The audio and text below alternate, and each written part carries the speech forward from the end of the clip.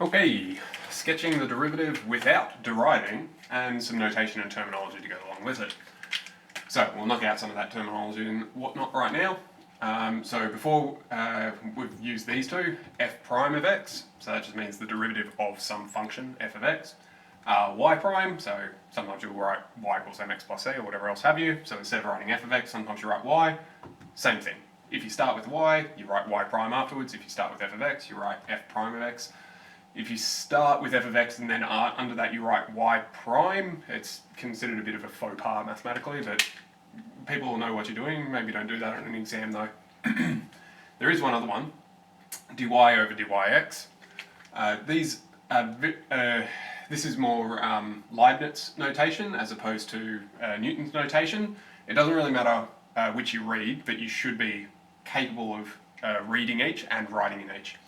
So dy dx just means a small change in y divided by a small change in x, which if you think back to first principle, that's exactly what we talk about when we're talking about derivatives. You're taking a very small change in the x direction, so that's that plus h, and you've got whatever the rise is across that small change. So this is just rise over run, so it's still talking about an effective gradient. Cool, so all of these just being derivative. And you can think of the derivative as the gradient of the tangent line. So if I'm at this point A, I've got my tangent line in red. Cool, so the gradient of that is the derivative at A. And if anyone wants to get super technical about things, they can, but for now that's a perfectly good way to start.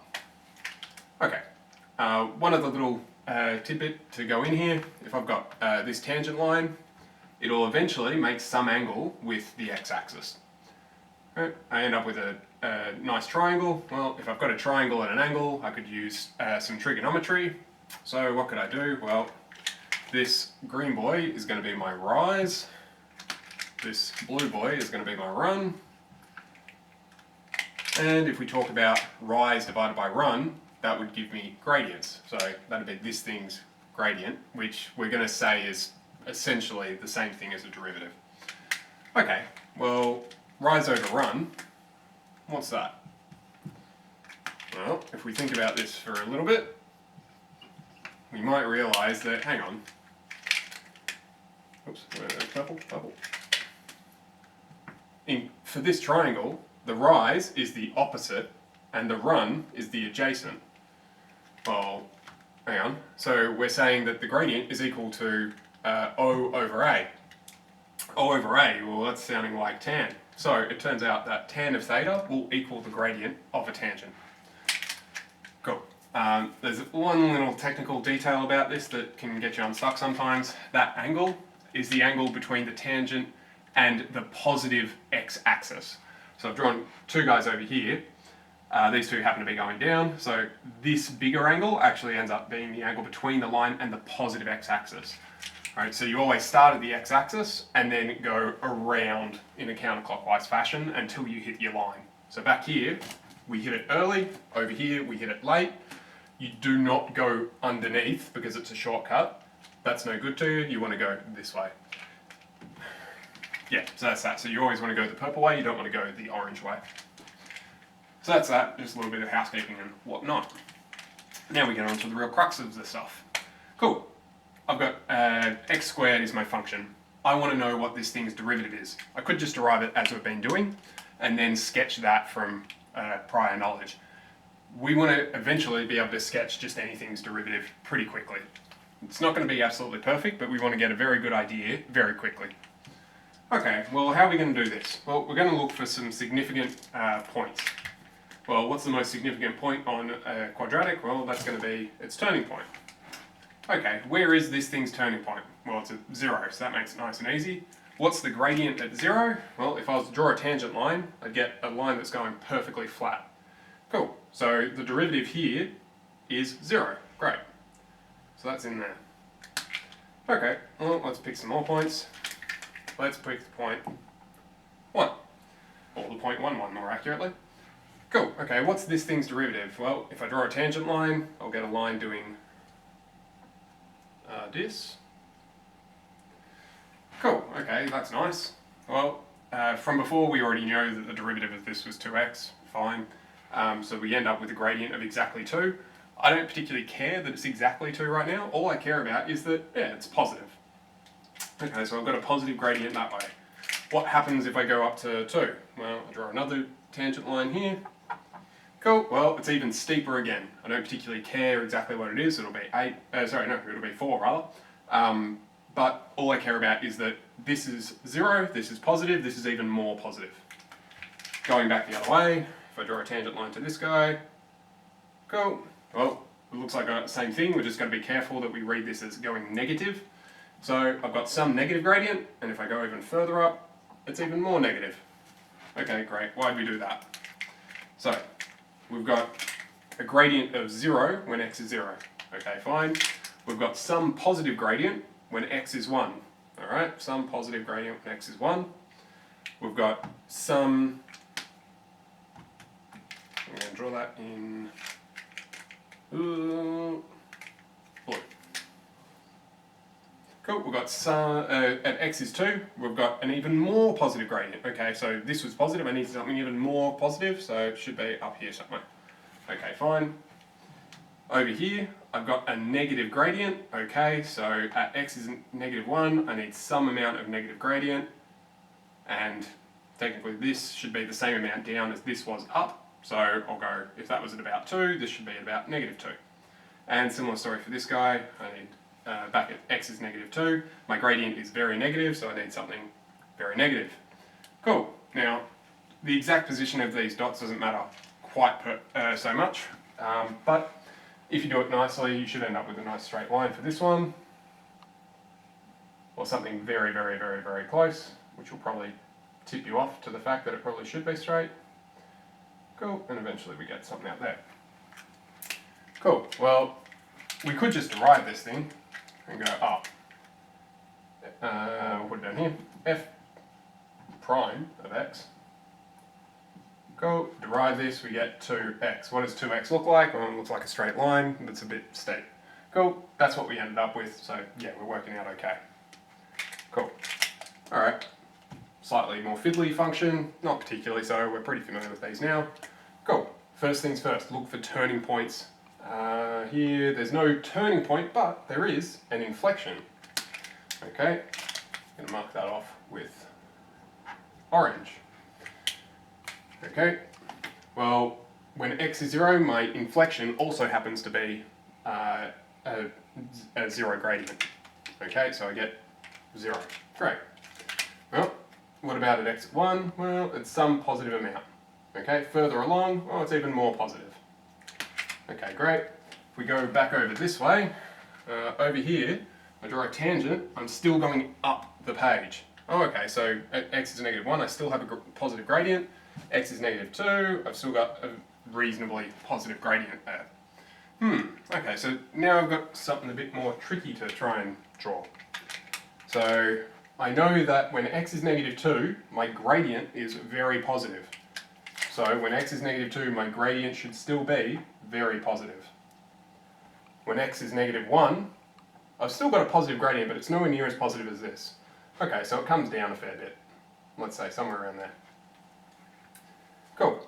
Here, well, what's my gradient doing there? Well, it's a stationary inflection, which means that it's coming up and getting slower and slower and slower and slower until it's actually flat, and then it starts going up again. But at that moment, it was flat. So that means my gradient there is 0. So that exists as a 0 right there. Cool. This guy, slightly positive. In fact, you'd say it's the same amount of positive. So somewhere around there. Cool. And at 2, this is much, much, much more positive. Great. So it's some very positive amount. Okay. Well, if we connect the dots, we end up with something like that. Beautiful. And sure enough, if we derive this thing, we get 3x squared. Okay, well, what does this look like? Well, that's a parabola. It's 3 times as tall though. Well, it looks like our scaling was a bit off that time, but that's okay. All we want from this is the general shape. We care about zeros because they're actually marked off, but beyond that, we just want the shape for this. Cool, so now we've got this mystery function. Well, now we couldn't derive it even if we wanted to, but we can figure out some points. Okay. Well, I'm going to start with the easiest thing there is to find visually, turning points. Okay, I've got a turning point there, turning point there, turning point there, turning point there, turning point there, turning point there. Cool, what else have I got? This is weird. I've got an inflection just here. Okay, fine. And I'll leave the other inflection in case you can see it already, because it might not be so obvious. Okay. Well, what happens at turning points? Turning points are where I go from a positive. So if I go along this, I'm always moving up. So I'm going up, up, up, up, up, up, up, up, up, up. Then, for just that moment, 0. Then down, down, down, down. Prices are down. And then another 0 gradient. And this is positive. Cool. Here I've got an inflection, okay, so it hits 0 for that. But then I start going up again. Okay, fine. Go up again. Hit a turning point, go to 0. Now I'm coming back down the page. Cool. And similar story for the rest of it. 0, 0, sorry, positive, positive, positive, positive. Hits a 0 at the top.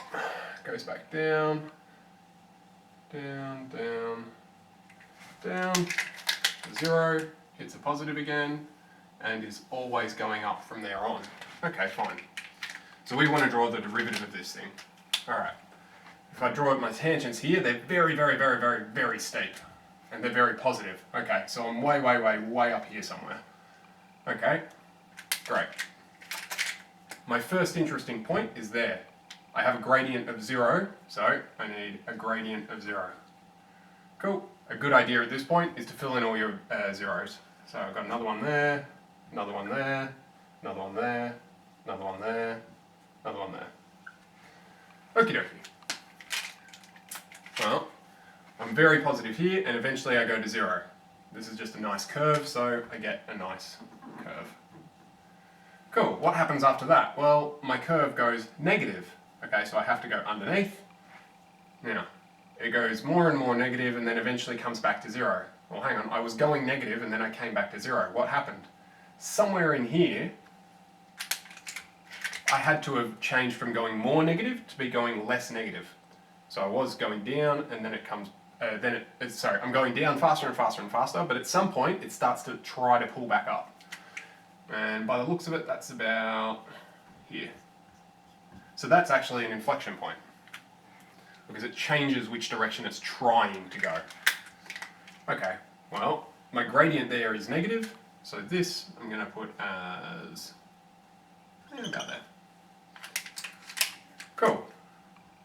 Okay, so that's the most negative this graph ever gets. So if I was to draw tangent lines, that one would be the steepest one I could possibly draw for this red section. Cool, so I get something like that.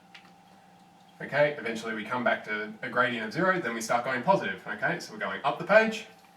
Great, getting more and more positive, then less and less positive. Oh, and I got a stationary inflection. The gradient here is 0. So, I should put in a 0. So I'm getting more and more positive for a while here. More and more positive, then less and less positive. So somewhere in here had to be the steepest part. I'm going to say that's about there.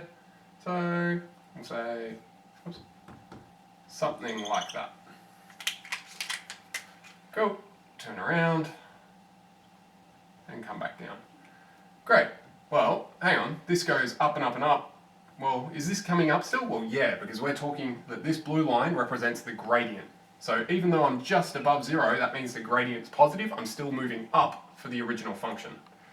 Okay, so that's fine. What happens after that? Well, this starts to go up again. So I hit 0, but then go up again. Okay, fine. Well, this is getting faster and faster and faster, and then at some point starts to slow down. I'm going to say that that slows down about from there. So I'm going up and up and up until I hit somewhere around there. Cool. Actually, this is a lot steeper than that, so this had this much steepness, this has less steepness, so I'll say it's about there. So something like that. Cool. We're still moving up, but we're moving up slower and slower and slower, so we're still positive, but we're getting slower and slower and slower. Okay. At some point we hit a gradient of 0. And then we're going to start coming down the page, so we have to be negative gradient. Okay, we get steeper and steeper and steeper until about here, where it stops being more steep and starts to level off, or to start to level off. Cool, well that's still pretty steep, so I'll put it about there. Okay. Cool, so we're getting more and more negative. We hit this thing and we get progressively less negative in terms of the gradient. Cool, until eventually it hits 0. Great, so it hits 0, starts to go up. Alright, going up. We're going up faster and faster until eventually we hit somewhere around there. Looks like that's the fastest it ever goes up. Well, it's not super fast, so it's about that height. I'd say this and this look pretty parallel, so go to about there.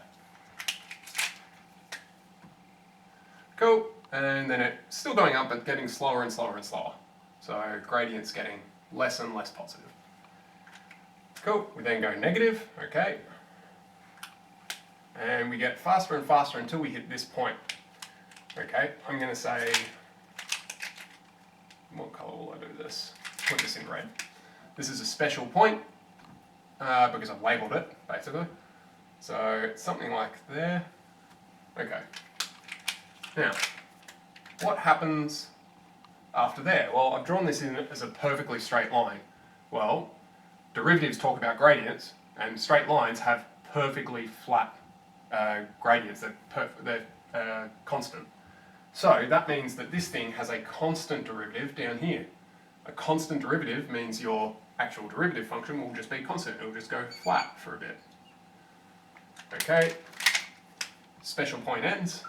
Sorry, special section ends. Cool. I'm still going negative, but I'm getting less and less steep. Okay, so I'm getting less and less steep. Cool. And now I'm going positive, going up, up, up. Cool. I go up faster and faster and faster. Cool. Looks like that's the fastest it gets, about there. Then it starts to slow down until about here. And then it starts to speed up again. So we've got a couple of special points. This looks like it's about that sort of steepness, so about that high. This looks like it's about that sort of steepness, so about that high. And then this just goes up.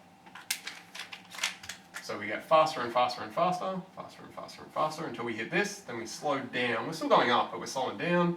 Going up, it's slowing, oops. Going up, it's slowing down. Cool, hit this, that's the slowest we get, and then it just gets steeper and steeper and steeper thereafter. Cool, so this blue line is our derivative function. Now, is that the easiest thing in the world? No, most certainly not. But all it is taking it section by section. So what you've got to do is, first of all, look for the easiest things, turning points. If you can find turning points, great, mark them off on your x-axis straight away because you know that you have to cross those points. Next thing you want to look for is your starting and end points. So here I go, oh, I'm going up the page, so my gradient has to start at the top of the page. Here I was also going up the page, so I should end my graph going up the page. If I started coming down the page, then my derivative would have started here. If this end's going down, it would have gone there, and any combination thereof. Cool. The other thing you've got to watch out for are inflections, which are all your oranges. So that's where you were going down and down and down, faster and faster, and then start to pull up, or vice versa. You're going up and up and up, faster and faster, and then at some point you just turn off your engines and you start to coast. So whenever you get one of those transition points, those are your inflections. And so your derivative should also show those inflections. So the inflections become turning points, and the turning points become x-intercepts. Beautiful, that's that. Last little bit is just some terminology because it turns up in the chapter. So, we've got displacement, position, velocity, and acceleration. So, how quickly where you are in the world, that's going to be your position, right? And we denote that with x. Typically, you don't have to, but overwhelmingly. These are going to be a function of t because if you move at all, where your position is depends at what time we're talking about. Cool. Now, if you move from one position to another position, right, you would have covered some distance, but we're trying to be very precise with our mathematics in this. We're going to say displacement for that. So displacement and distance are different. Displacement is where you are now, take away where you were originally. So x at time 2 minus x at time 1. I'll go through examples of this in a second, so hopefully it's a bit more clear. But the critical thing is displacement and distance, not the same necessarily. They might be in certain circumstances, but they're not generally. Cool. Velocity, not the same as speed. Predominantly just because velocity will say whether you're moving forwards or backwards with a positive or a negative, whereas speed just reads off the number. You can't tell if you're going forwards or backwards. Cool. Now, the reason we bring this up today is because velocity is the derivative of position. So dx dt just means the derivative of x with respect to the variable t. Cool. Next bit, which doesn't come up in this chapter but sits on here, may as well, is acceleration. So this is how quickly your velocity is changing. So that's dv dt. So how quickly your velocity changes with respect to time. The derivative of velocity with respect to time. Cool. Now, to point some things out. Okay, I've got this position going to this position for the purple. Cool. Position 0 at time 1 and position 2 at time 2. Okay, fine. So I've crossed that distance. So I have a distance of 2. Fine. What's my displacement? Well, that would be my second position minus my first position. So my displacement is also 2. There's a slight difference here. Displacement, just like velocity, tells you whether you've gone forwards or backwards. So my displacement is positive 2. My distance is positive 2, but it's always positive, so you just say usually 2. Whereas, if I'm looking at blue, I've gone from position 2 to position 0. So my displacement is negative 2, but the distance is still 2. Okay? What about this? Well, here I had position negative 2 to position 0. So my distance is still 2, my displacement is positive 2. But obviously my initial positions would, my initial position and my final position would totally different. So I'm just trying to tease out the differences. Beautiful. Okay, this red section I've started at negative 2, gone all the way up to 4, and then come back to to positive 2. Great. So my distance was what? 2, 6, 8. So I've got 8 is my total distance travelled, but my displacement only cares about start and end. So my displacement is just 4. For orange, my distance is 8, and my displacement is also positive 8. Next bit to fiddle around with velocity and speed. Let's assume all of these happen in 1 second. So purple goes from 0 to 2 in 1 second, orange goes from negative 4 to positive 4 in 1 second. Well, in that case, purple and blue and green all cover the same amount of distance in the same amount of time. So their speeds are exactly the same, but their velocities might be different. So we've got purple and blue. Purple is going to the right, blue is going to the left. So purple has a positive velocity of 2 meters per second, or whatever the distance is. Blue has a velocity of negative 2 meters per second. Green has a positive velocity of 2 meters per second. So purple and green have the same velocity, but all three have the same speed. Cool. Taking a look at red, the total distance was 8. Orange's total distance was also 8. So these two things, yes, it was, good. They're both moving 8. So their speeds are exactly the same. They're both 8. Their velocities, however, a little bit more fiddly. So the velocities of these guys, or the average velocity, I should say, the average velocity of this is going from negative 2 just to 2. So that means my average velocity is 4 in the forward direction. This one has always moving in the positive direction, positive 8 meters per second. The other thing to throw in a little bit of a problem, that was average velocity. What if we do instantaneous velocity? As we're travelling to the right, remember that this whole thing takes 1 second, so this takes 1/8 of a second, so 1, 2, 3, 4, 5. For 6/8 of a second, it's travelling at 8 meters per second in the positive direction. For the last 2/8 of a second, we're traveling at negative 8 meters per second. So that's just a little bit to try an attempt to be a little bit clearer about what's going on with the terminology. You may need to watch that back 1 or 2 times. We'll get into this properly later when we do the applications, but for now, it's just the realization that velocity is the derivative of position. That's all we're after for now. The rest of it's just in there to start to prime your brain for it. Cool. So that's 17D. With any luck, I'll also add on an extra sheet that will have a whole bunch of these for you to practice with. I highly recommend when you do these, do it in pencil because it's very easy to stuff them up. And obviously have an eraser on standby, and there is more than reasonable chance that you'll do something 2 or 3 times, it'll get a bit too busy and you're going to want to do that bit again. That's totally fine. This takes a little bit of practice to get good. Again, remember, we're not terribly worried about the vertical distances in this. It's all just about getting your X values pretty well right. Your Y values, it's just if they're relatively good. They don't have to be anywhere near perfect. Cool. If you've got any questions at all, do email. Otherwise, enjoy.